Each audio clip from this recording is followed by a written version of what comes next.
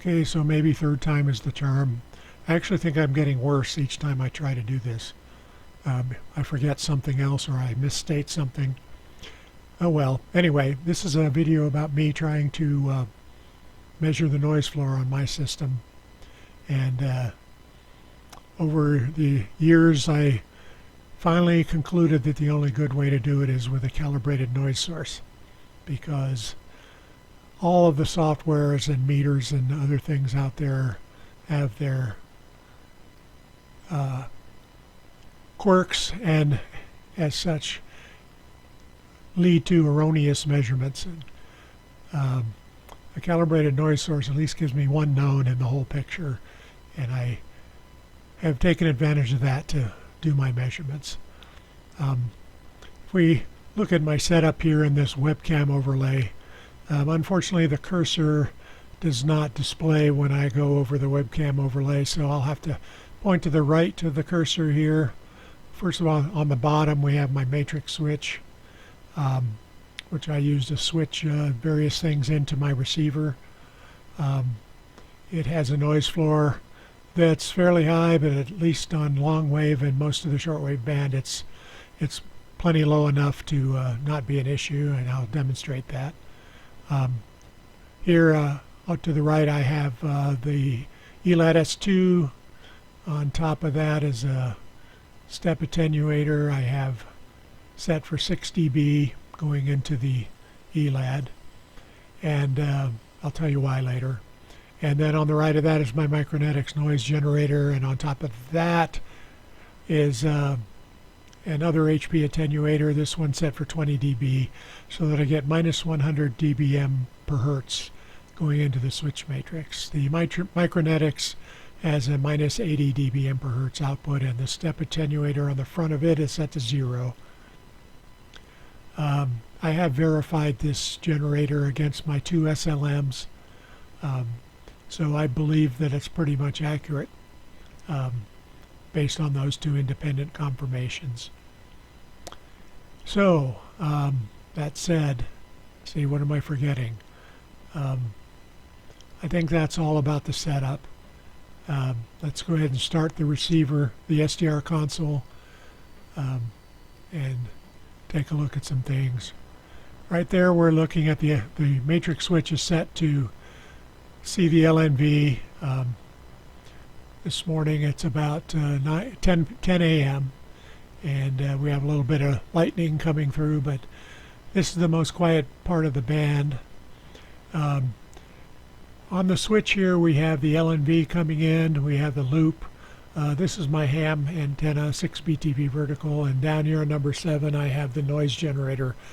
So if we switch the noise generator to the ELAD, we'll see that, if you can read it on the screen, if you can I'll read it for you. This is the minus 100 dBm line, and we have basically this scale is set up to be able to read directly the noise that's being received, or the signal that's being received.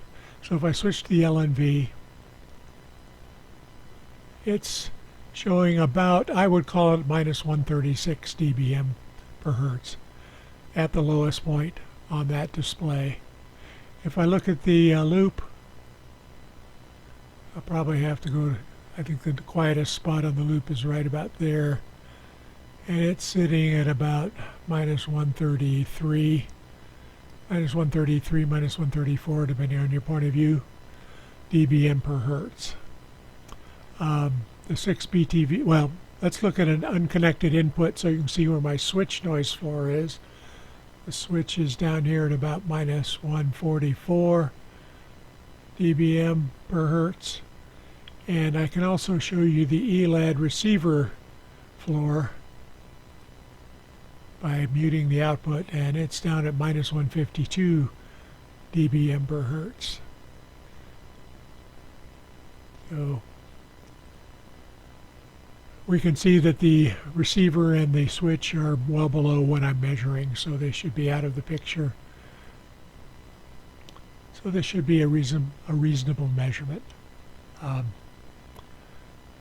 Now I can tell you that I have also HD SDR, I have the ELAD FDM SW2 software, and I have SDR Sharp, and I have SDR Uno, and none of them read this correctly.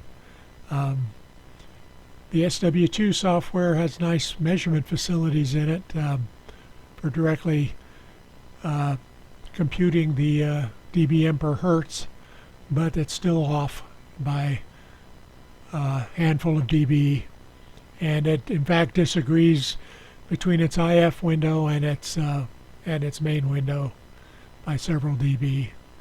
So I don't own a Perseus, so I can't speak for Perseus, but I do have enough experience with these things to say that you can't trust them out of the box for calibration. The best thing to do is to actually use a known noise source to do the measurement. And that's about all I had to say about that. Have a good day. A quick postscript. I forgot to mention that the reason that I set the attenuator here at the input to the receiver at 6 dB is to make this scale correct for directly reading the noise floor. And I also should have said that since we're reading dBm per hertz, if you're listening with one of Steve Ratzlaff's 8 hertz filters, you would have to add 10 log 8 to that reading, or if you're using a 100 hertz filter, 10 log 100 or 20 dB would have to be added to that number. You basically have to add 10 log the bandwidth. Okay, that's all I wanted to add.